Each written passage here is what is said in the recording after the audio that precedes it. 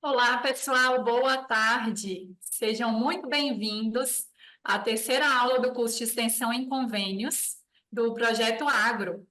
Hoje nós teremos, né, a nossa terceira aula. Lembrando que no início da semana que vem nós liberaremos a quarta aula, que será gravada. E na próxima quinta-feira, daqui uma semana, no dia 9, nós teremos a quinta aula, que também será ao vivo, como essa, das 13 às 13h50. Eu espero que seja muito proveitoso para todos vocês. E estamos hoje novamente com o professor doutor Rafael Costa. Seja bem-vindo, doutor. Opa, obrigado aí. Boa tarde para todos. Obrigado, Adriana aí. Vamos começar, né? Podemos começar? Então tá. Pode começar. Opa, gente, boa tarde para vocês. Espero que esteja tudo bem com todos vocês. Na primeira aula, né, a gente falou sobre o que que é um convênio. Sei que todo mundo aí que está vendo essa aula agora é fera, consegue identificar um convênio. Nem tudo que a gente chama de convênio é convênio.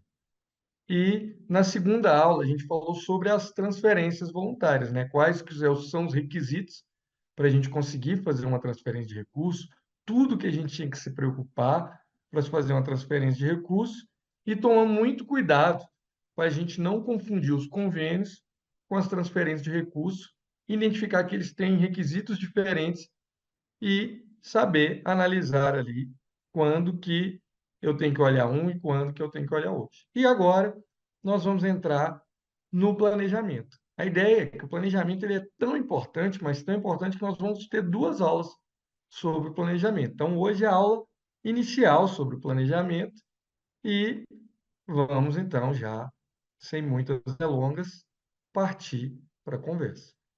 A gente sabe, e existem muitos estudos mesmo, que demonstram que a maior parte da ineficiência dos gastos públicos não tem a ver nem com a execução de contratos, nem com a execução de convênios, muito menos tem a ver, por exemplo, com má intenção dos servidores públicos. Nós que trabalhamos na administração pública, a gente sabe que o senso comum é muito normal achar que a corrupção é algo que está inerente e que está acontecendo a todo momento, mas existe muitos estudos, tanto no âmbito do contrato quanto no âmbito do convênio, identificando que a maior parte da ineficiência da nossa aplicação de recursos, ele tem a ver com a fase de planejamento, com o mau planejamento e a má gestão, né? Tem esse estudo aqui que eu gosto de trazer,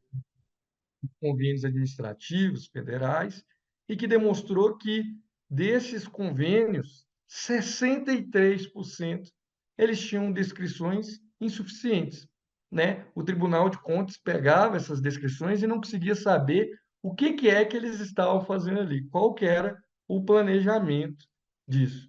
E, gente, o que que é planejar? E sem entrar aqui numa questão muito acadêmica, do ponto de vista mais prático e direto mesmo. O que que é planejar? Planejar é investigar. Investigar o quê? Qual a melhor solução para resolver o problema da administração? Existe uma contratação que resolve o problema da administração, uma compra, um contrato, uma obra, um convênio é a melhor forma de resolver. Um convênio que vai fazer o quê? Como resolver a partir de um problema, de uma dor da administração, como que vai resolver? A partir dessa solução, nós vamos, aí sim, descrever o nosso objeto, ou, no caso dos convênios, no plano de trabalho, ou nos casos de contratos, no nosso termo de referência. Mas se a gente não planejou, se a gente não demandou tempo, energia para investigar esse objeto, e a gente partiu para a descrição, nós estamos descrevendo sem saber a solução do nosso problema. Isso quer dizer o quê? Que nós estamos trazendo medidas que não resolvem o problema da administração. Medidas que podem ser inúteis para a área de administração. Nesse sentido, existem muitos acórdãos mesmo do Tribunal de Contas se preocupando com detalhamento suficiente do plano de trabalho. E, inclusive, existem muitos acordos do Tribunal de Contas que, às vezes, a entidade diz: olha, eu não consegui, deu problema no plano de trabalho, porque eu tenho muitos convênios e não consigo analisar todos os planos de trabalho. Ou eu tenho muitos convênios e eu não consigo fiscalizar todos esses convênios. E nesse caso, o Tribunal de Contas, ele não tem um olhar muito colaborativo para isso. Ele parte do pressuposto que se você não tinha condição de analisar a rigidez desses planos de trabalho, se você não tinha condição de acompanhar esses convênios, então você nem deveria firmar aqueles acordos. Até para você passar recurso para alguém colaborar com você, você tem que ter essa parte do planejamento é a mais importante. Poxa, se ele vai executar para você o objeto, então você tem que se dedicar a essa parte do planejamento, do plano de trabalho, para que diminua os riscos de o nosso recurso não atingir a finalidade que a gente pretende. Nós sabemos que nos convênios, a regra do convênio, a principal lei dos convênios, é a Lei Geral de Licitações. Só que a Lei Geral de Licitações é muito nebulosa para quem trabalha com convênios, porque a Lei Geral de Licitações diz que se aplica ela no que couber. E aí nós temos que ficar analisando se aqueles dispositivos se aplicam ou não ao nosso convênio, né? Com caráter colaborativo, convênio, como nós vimos na primeira aula.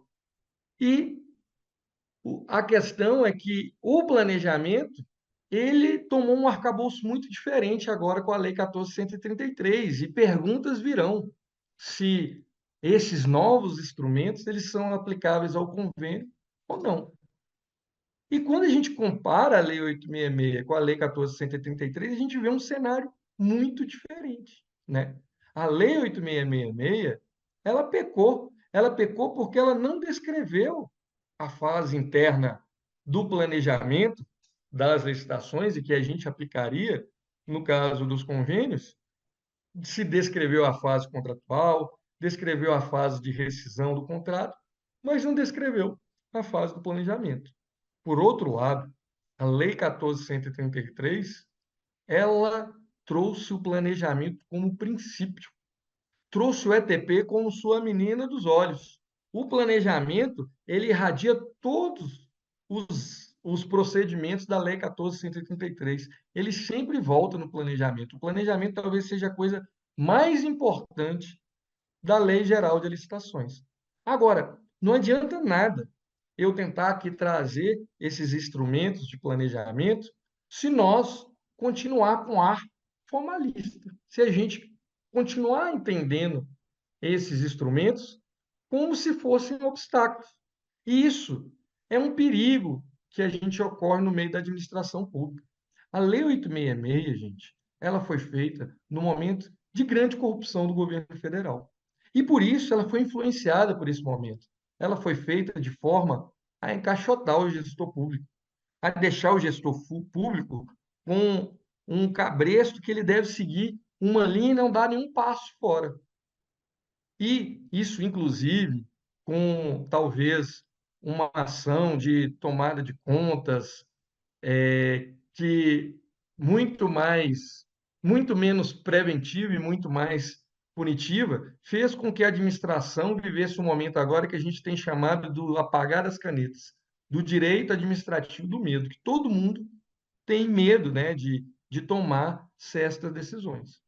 Contudo, a Lei 14.133, ela é um respiro para esse ar. Por quê? Porque a Lei 14.133, ela dá alternativas, ela dá liberdade para o gestor público fazer a coisa que o gestor público tem que fazer, que é gerir a coisa pública. Só que se o gestor público continuar com a formalista para esses instrumentos do planejamento, para essas diretrizes do planejamento, ele vai desaguar no mesmo problema que a gente tinha na Lei 8.666. A gente tem que ver essas diretrizes do planejamento, esses instrumentos, como poder. Poder de quê? Poder de eu ter informação para tomar uma decisão consciente. Uma decisão que muitas vezes é difícil, mas ela tem que ser tomada. E não como um obstáculo a ser vencido. Eu vou contar um caso aqui para exemplificar, só porque eu sei que isso aqui pode parecer muito abstrato que eu estou falando, mas se eu der um exemplo vai ficar muito claro. Por exemplo, eu trabalho com obras de serviço de engenharia. E é normal, quando você vai fazer um convênio, se preocupar, por exemplo, que a parceira nossa tenha a matrícula do imóvel. Matrícula do imóvel para quê? Para a gente saber de quem é o terreno que nós vamos construir. Se esse terreno, porque corre o risco de a gente perder esse recurso se esse terreno, por exemplo, fosse de um particular. Não só perder o recurso, nós temos a nossa finalidade pública não atingir seu objetivo, ela ser desviada. O gestor da Lei 866, quando a gente pede a matrícula do imóvel e ele não tem a matrícula do imóvel, ele vê aquilo como um obstáculo. Ele vê aquilo como, nossa, então não estão deixando eu fazer o meu convênio. Mas não é questão de não estar deixando. A gente pode fazer um convênio no imóvel de terceiro. A gente pode, só que a gente está correndo um risco e a gente tem que tomar medidas para mediar esse risco. Isso, na verdade, é uma captação de informação. A gente tem que saber de quem que é esse imóvel.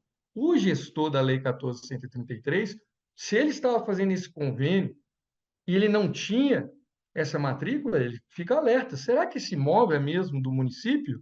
Eu vou lá perguntar, porque se não for, a gente vai ter que pensar em o que a gente vai fazer para a gente não correr tanto risco.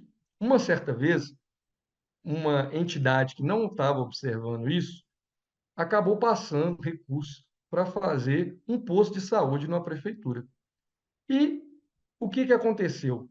Logo depois do posto de saúde ser inaugurado, um cidadão invadiu o posto. Isso é história real, gente. Não é de aula, não. Isso é história real. Um cidadão invadiu o posto de saúde, passou uma corrente na porta do posto de saúde e falou: não, esse terreno é meu, esse imóvel era meu. E aí o secretário veio me procurar e falou assim: Rafael, nós não te escutamos lá atrás, mas a gente precisa de ajuda. O que a gente pode fazer? Teve esse cidadão que invadiu o posto de saúde. Eu falei, calma, calma. Para tudo tem um jeito. Para tudo tem um jeito. Se o imóvel for dele, a gente pode tentar desapropriar. Se o imóvel não for dele, a gente pode pedir uma desintegração de posse. Eu só preciso de uma informação. No final de contas, de quem que é o imóvel? E aí o secretário me respondeu, eu não sei.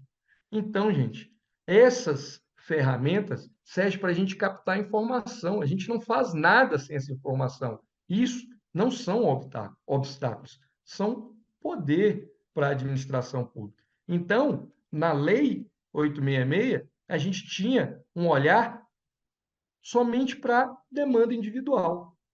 E na Lei 14.183, nós temos um olhar sistêmico para toda a área de contratação ou área convenial. E na Lei 8.666, a gente tinha uma aplicação que é mecanizada da lei. E agora não. Agora se exige muito mais, porque se exige uma gestão estratégica dessas ferramentas. E que ferramentas que são essas? Vou apresentar rapidamente essas novas ferramentas de mecanismo para a gente ver como que elas conversam com um convênio. E eu decidi chamar elas de funil do planejamento. Por que funil do planejamento?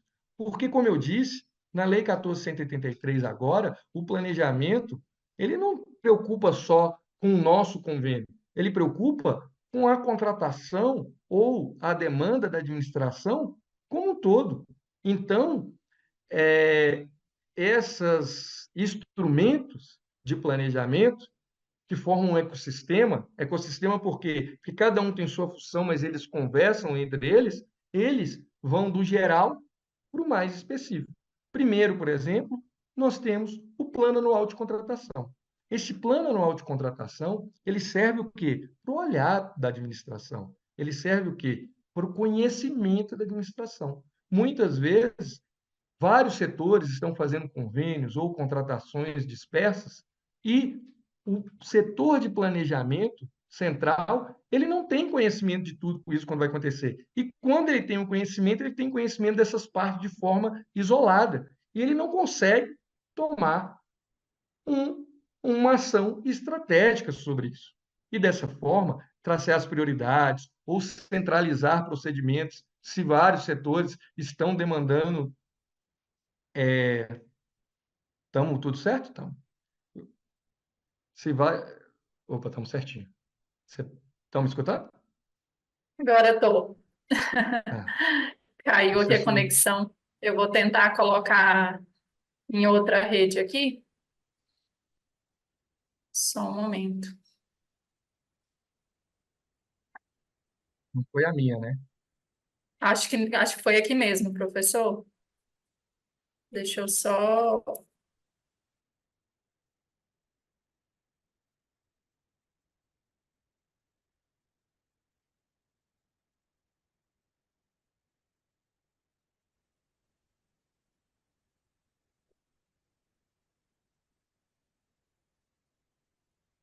Pode continuar, professor, por favor. Opa, voltamos então.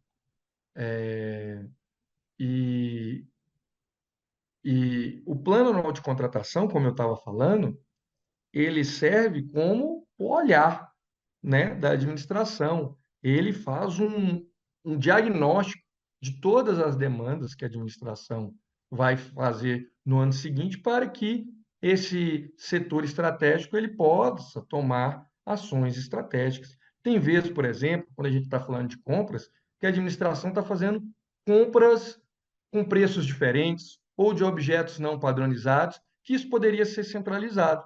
Mas quando você vê essas coisas de forma esparsa, você não consegue tomar essa decisão ou ter essa visão panorâmica. Então, o plano anual de contratação tem essa função. A lei orçamentária, ela também é um objeto de planejamento. A lei orçamentária, ela tem, por exemplo, o objetivo da gente conseguir saber quais demandas são prioritárias ou não, o que a gente deve dar mais atenção ou não. E, dessa forma, o plano anual de contratação, ele serve de subsídio para executarmos, para elaborarmos uma lei orçamentária mais consciente. Vejam que antes da Lei de 14.133, gente, a gente fazia algo que era muito engraçado, meio curioso. Nós, nós alocávamos os recursos em certas áreas e no ano seguinte a gente chamava todos o setor para discutir o que é que nós vamos demandar, que convênios que nós vamos fazer, que contratações que nós vamos fazer. O plano anual de contratação agora, ele acontece antes da lei orçamentária anual, então ele serve de subsídio. Quando agora for alocar esses recursos na lei orçamentária anual, a gente já tem um documento com todas as pretensões da administração pública, de forma que a gente possa até decidir o que é mais prioritário ou não por uma escassez de recursos. E passando do planejamento geral para o planejamento individual, temos o estudo técnico preliminar. O estudo técnico preliminar, ele é o documento que concretiza a fase de planejamento interno de uma demanda da administração. Ele parte de um problema e não de uma solução única para comparar aquelas que têm, do ponto de vista qualitativo e do ponto de vista financeiro, aquelas que melhor atendem à, à necessidade da administração pública. Só a partir do estudo técnico preliminar que eu tenho a solução do meu problema. Só a partir do estudo técnico preliminar que eu posso que descrever essa solução. Se for uma solução de contratação, a partir desse estudo técnico preliminar, eu vou descrever meu termo de referência. Se essa solução for um convênio, e daqui a pouco eu já vou falar se o estudo técnico preliminar é obrigatório para os convênios ou não, eu vou descrever o meu convênio e dentro dele o meu projeto básico e o meu termo de referência. Mas então, a Lei 14.133, ela traz uma lógica de um funil do planejamento que vem do geral e para o individual. E não adianta eu tentar descrever a minha solução sem antes ter feito essa investigação. E agora eu queria falar um pouquinho mais do estudo técnico preliminar, que é ele que vai causar a maior dúvida na gente. Como eu tinha dito, gente, o estudo técnico preliminar, ele serve para comparar soluções, comparar possíveis soluções para um problema da administração pública e ver qual que daqueles que resolve o problema específico da administração. E ele acaba subsidiando a elaboração de todos os outros documentos que vêm depois nessa demanda da administração. Uma das coisas que a gente tem que ficar esperto sobre o estudo técnico preliminar é que um primeiro erro que as pessoas costumam ter é não focar no problema, é querer trazer uma solução única. Isso é um erro, porque o estudo técnico preliminar ele serve exatamente para a gente comparar possíveis soluções para aquele problema. Então, por exemplo, se nós tivermos com, se, por exemplo, o estudo técnico preliminar vier na primeira linha, uma construção de duas salas de aula. Vamos fazer um convênio para passar recursos para a construção de duas salas de aulas. Construção de duas salas de aula, gente, é uma das soluções da administração pública. O nosso problema, na verdade, é o estresse na rede de ensino. Nós temos uma região que a escola que tem lá não está atendendo os alunos e nós precisamos aumentar essa capacidade. Eu posso ampliar essa escola? É possível isso do ponto de vista qualitativo e financeiro? Eu vou colocar isso no meu estudo técnico preliminar. Eu posso locar um imóvel? Existem imóveis adequados para ser uma escola nessa região para eu locar? Existem imóveis de outros entes para me emprestar, para fazer uma sessão? Eu posso fazer um build suite? Ah, eu posso construir duas salas de aula?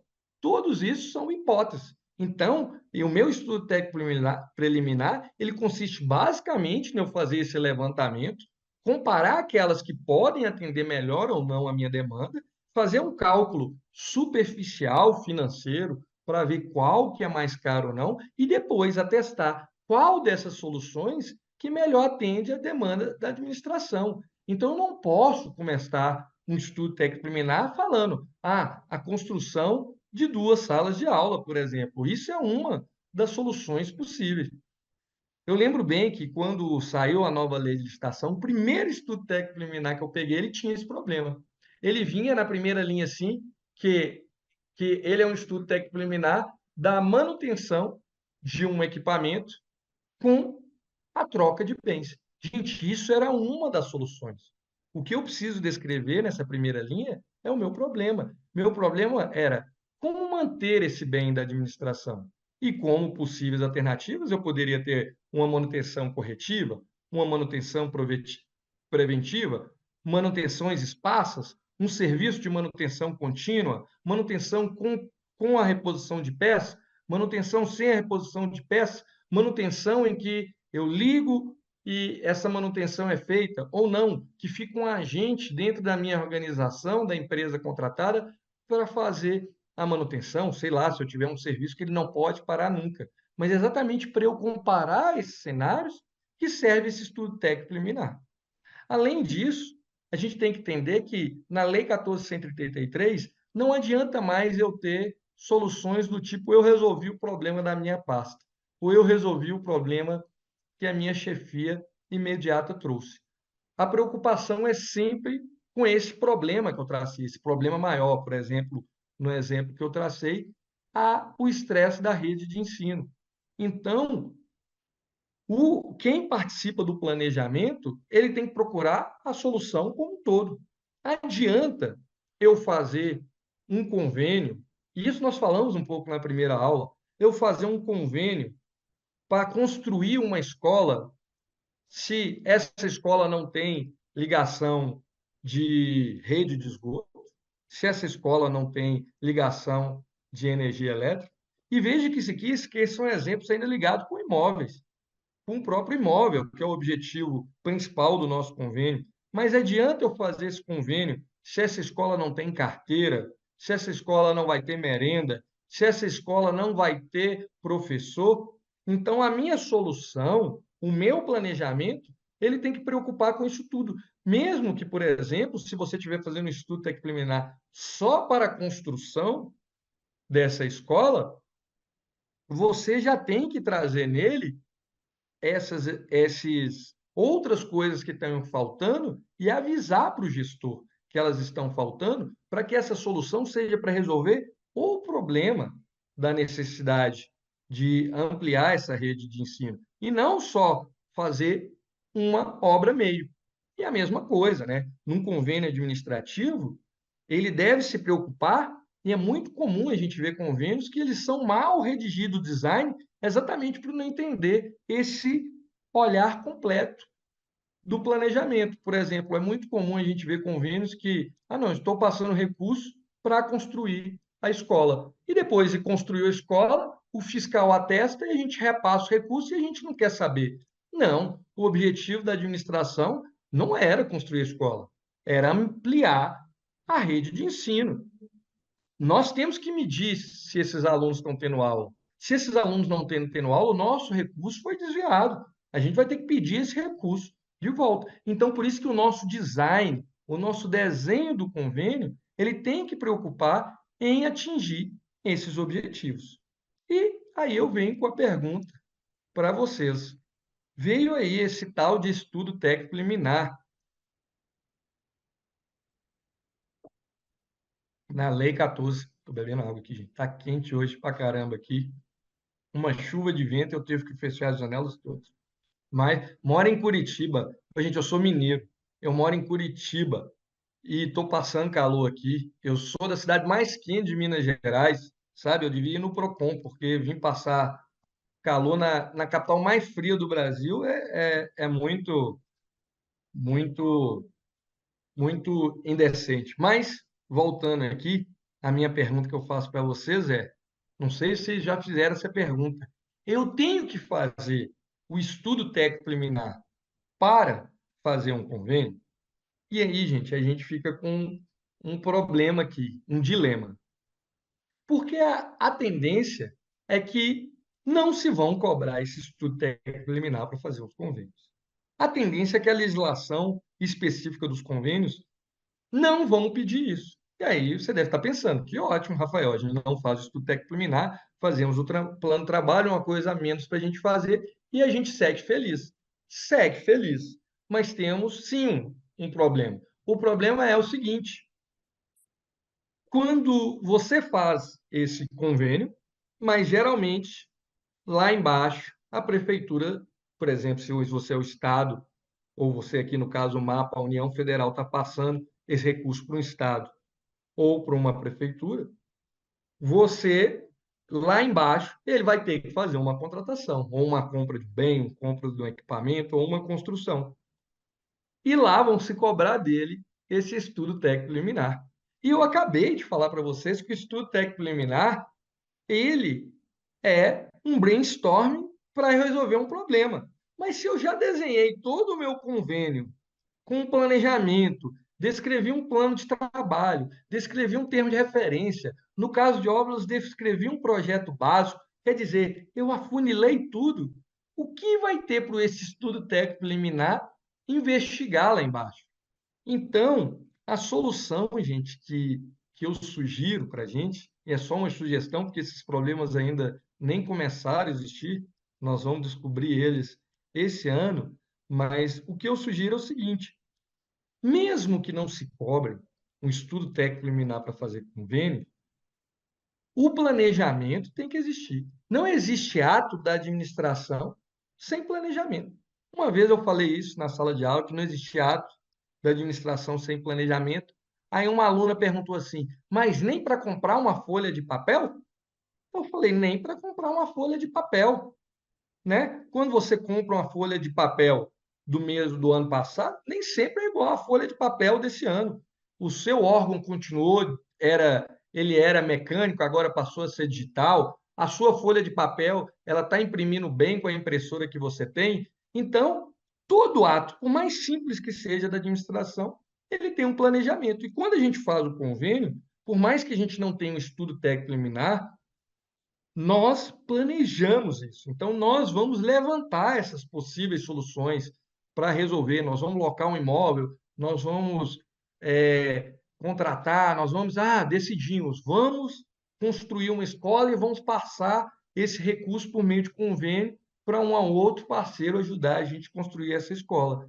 Então, esse planejamento, ele já pode vir ali no protocolo do convênio. E quando nós formos fazer o ETP da construção da escola lá embaixo, no ente que está recebendo esse recurso, nós já vamos trazer essas soluções, esses caminhos que a gente pensou no planejamento do convênio, e vamos trazer isso já para o nosso problema do ETP, falando que teve esse estudo prévio, que a gente fez esse levantamento, que a gente tomou essas medidas, pensando isso, isso, isso. Porque isso vai ajudar ao quê? A completar o nosso estudo técnico preliminar lá na parte de baixo do nosso convênio.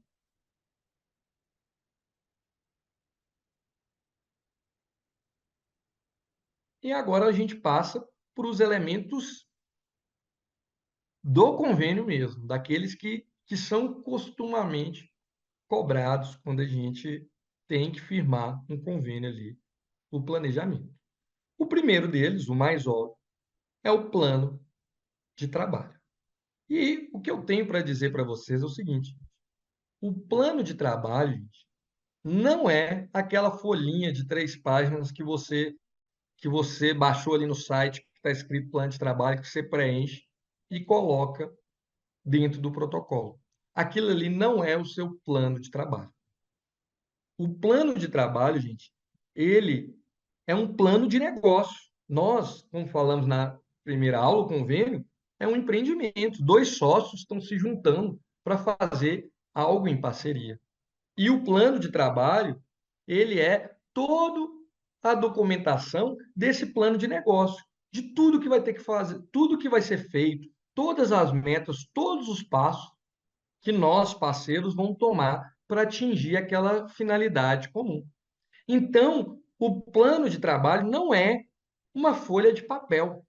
O plano de trabalho ele é um conceito jurídico e ele envolve todos os elementos que servem para planejar, para indicar os passos desse convênio. Então, se ele tiver um termo de referência, se ele tiver um projeto básico, se ele tiver uma planta baixa, se ele tiver um cronograma físico-financeiro, todos esses elementos técnicos são partes integrantes do convênio. E a autoridade que assina o convênio, ela tem que atestar isso, porque isso faz parte do negócio. E quando eu digo que ela tem que atestar, não é que ela tem que ter conhecimento técnico sobre todos esses elementos, porque não é razoável se esperar que o prefeito, o gestor do mapa, ou quem quer que seja, tenha conhecimento técnico sobre todos esses elementos. Mas eles fazem parte desse acordo de vontade. Então, na verdade, subsumido dos laudos técnicos da sua equipe técnica, que deve analisar esses documentos, ele deve atestar o quê? Pela vontade, para atestar a vontade daquele órgão ou entidade fazer aquela parceria. Porque é muito comum as pessoas acharem que elas estão assinando só aquele documentinho, só aquelas 3 páginas que a gente chama de plano de trabalho, tenta completar umas linhas lá do que o nosso decreto pediu, mas não. Aquele resto todo de documentos que vem atrás daquela folha que a gente chamou o plano de trabalho, que é o verdadeiro plano de trabalho. E, ao assinar esse convênio, nós estamos atestando que a gente concorda com aquelas regras. Então, nós temos que analisar aquilo e as dúvidas técnicas elas têm que ser esclarecidas pelo setor técnico. E que justificativas que eu tenho que ter nesse convênio para eu poder assinar, né? Ou no plano de trabalho, ou junto desses elementos técnicos. A primeira, demonstração da necessidade da ação frente ao problema. O que é isso? Aquela função do estudo técnico preliminar que eu disse lá atrás, né? Eu tenho que demonstrar que o que nós estamos fazendo, a medida que nós estamos fazendo, comparada com outras possíveis, é a mais ideal. É a que cabe ali para a nossa necessidade, tendo em vista a nossa capacidade de recurso e tudo que a gente tem. E lembrando, gente, que essa justificativa ela é muito importante, que ela vai servir para subsidiar o nosso estudo técnico preliminar na contratação lá pelo ente que está sendo financiado, como eu já expliquei atrás. Outra coisa que tem que vir, outra justificativa muito importante, é a demonstração da mútua cooperação. O que que é essa justificativa? A justificativa é que o nosso convênio é um convênio. Nós já aprendemos na primeira aula que é muito comum as pessoas quererem firmar um convênio simplesmente pelo fato de querer passar recurso. Ou nada, é uma contratação, uma doação disfarçada de convênio e tem menos requisitos, então eu vou fazer. Então, a demonstração da mútua cooperação, ela demonstra o porquê existe um interesse mútuo daquelas partes atingir aquela finalidade, trazendo a justificativa de que aquele convênio é um convênio. E existem muitos acordos do Tribunal de Contas que penalizam as pessoas por não observar essa demonstração da mútua cooperação.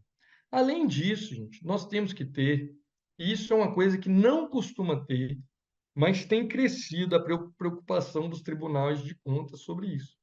O que que acontece, gente? Acontece que nós elegemos, né, um prefeito, um governador, um presidente. E ele tem a prerrogativa, a legitimidade de nos representar. De dentro dos objetivos constitucionais, identificar, talvez, qual que é a melhor aplicação desses recursos. Ah, não, tem um governo que ele acha que o melhor caminho é combater a pobreza. Tem um outro governo que acha que o melhor caminho é fazer obras de rodovia. Tem um outro governo que acha que o melhor caminho é investir na tecnologia. E isso é do jogo democrático.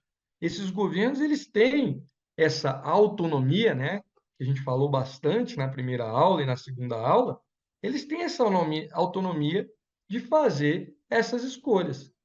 Mas mesmo após escolhendo, fazendo essas escolhas, elas têm que ser justificadas, porque esses recursos são públicos. Então, essas escolhas, elas têm que ser científicas, quer dizer, elas têm que ter métricas utilizadas. Ah, não, se o meu mote é combater a desigualdade regional ou combater a pobreza, por que que eu estou aplicando os recursos nessa área setorial? Eu vou ter que explicar isso. E por que que eu estou preferindo passar um recurso para esse entidade e não para aquela? Eu não posso passar um recurso para a entidade porque ele é meu primo, porque ele é meu namorado, porque ele é o meu irmão.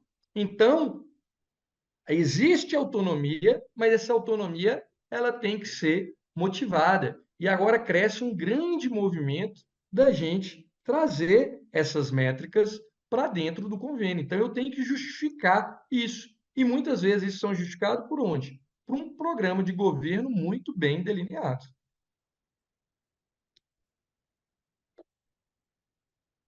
E já indo para o. Não temos 10 minutinhos ainda?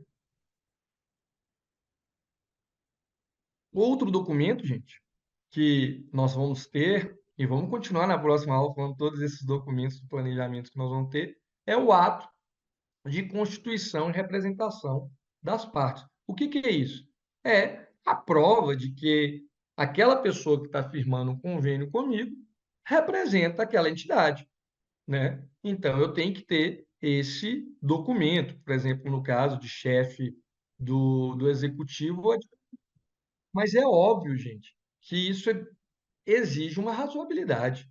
Se eu firmar hoje um convênio com a União Federal e não tiver esse ato de diplomação, depois eu não vou pedir que esse convênio seja nulo, porque não há um ato de diplomação, porque eu não sabia quem que era o presidente da República.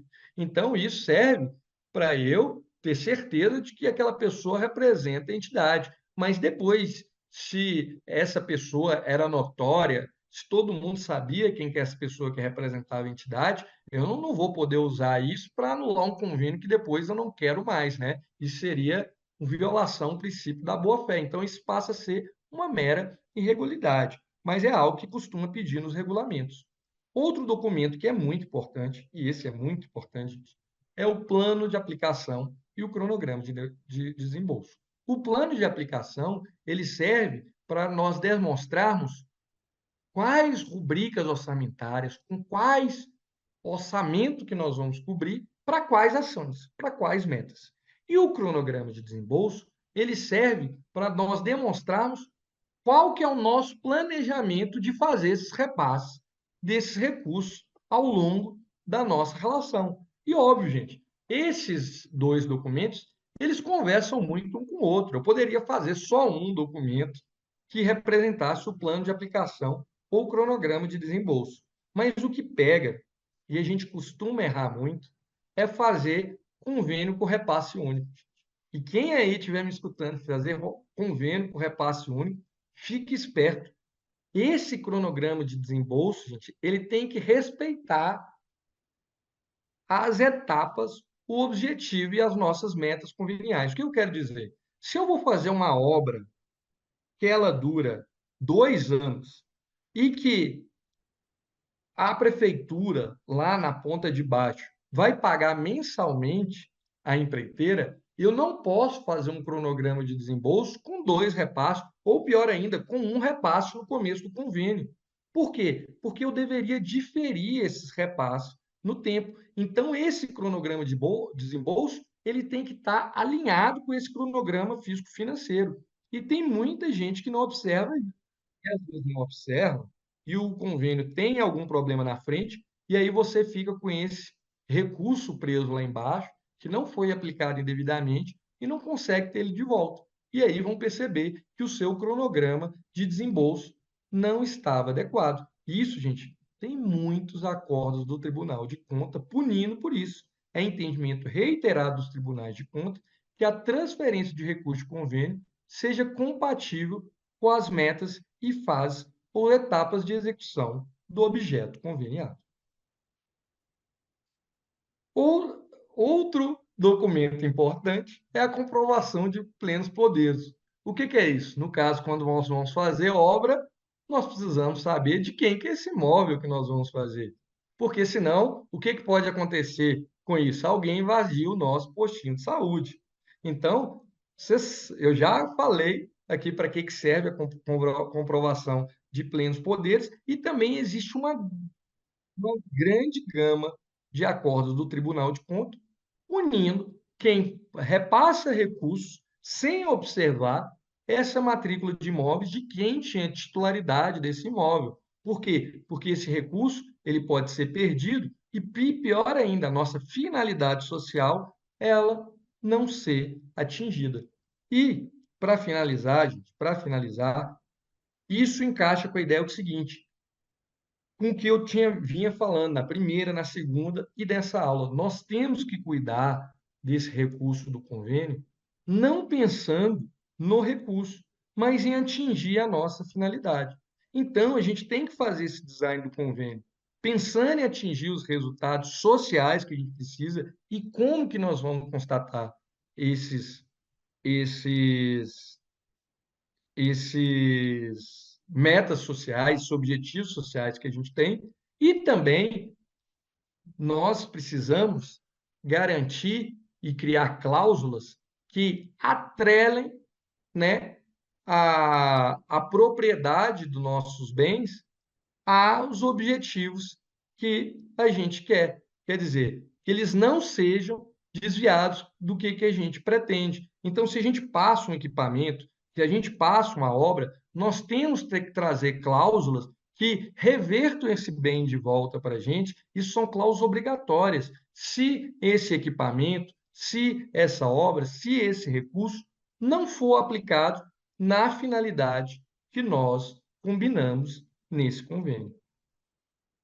Gente, não sei se tem perguntas aí. Isso é o que eu tinha preparado para hoje. Também ficamos aqui, tem mais uns 5 minutinhos, fica aberto aqui para a gente conversar. Sempre bom estar aí com vocês. Espero a interação de vocês e qualquer dúvida aí, vamos conversando. Esse é um tema que é muito importante, né? E que convênios não é um tema que as pessoas se preocupam muito. E preocupa quando dá problema. Quanto dá problema. Isso é o que eu tinha para falar hoje e obrigado a vocês. Espero que vocês estejam gostando das aulas. É verdade, professor. É um tema que levanta muitas dúvidas, né? E o pessoal deve estar entendendo bem, porque hoje não tivemos perguntas no chat. A galera está aqui, mas a galera está atenta. Tá todo mundo assistindo desde o início. E nós temos aí 3 minutinhos. Se vocês tiverem alguma dúvida, alguma pergunta, fiquem à vontade, utilizem o chat para perguntar para o professor, tá bom? Como falado no início, algumas pessoas foram entrando depois que a aula tinha iniciado. No início da semana que vem, essa foi a nossa terceira aula do curso de extensão em convênios. No início da semana que vem, nós teremos a liberação da aula gravada da quarta aula, e no dia 9, na quinta-feira, né, no mesmo horário, às 13 horas, nós teremos a quinta aula síncrona, né, a aula ao vivo também, tá bom? Então, fiquem atentos lá na plataforma, procurem acompanhar as atividades previstas nas datas, tanto do manual do aluno como do guia do estudante, tá bom? E lembrando que para alcançar, né, para ter o direito do certificado do curso, vocês têm que alcançar 60% de aproveitamento nas atividades avaliativas. E uma atividade avaliativa só é liberada quando vocês fazem a anterior. Então, quando vocês forem fazer a segunda atividade, vocês terão que ter feito a primeira, tá bom? E assim sucessivamente, tá certo? Então, professor, eu acredito que seja isso. O pessoal não se manifestou com dúvidas. Eu agradeço a presença de todos. Muito obrigada por suas excelentes explicações. E nós nos vemos ao vivo novamente na próxima quinta-feira, dia 9. Obrigada, professor Rafael. Obrigado, Adriano. Obrigado a todo mundo aí. E a gente se vê em breve. Obrigada.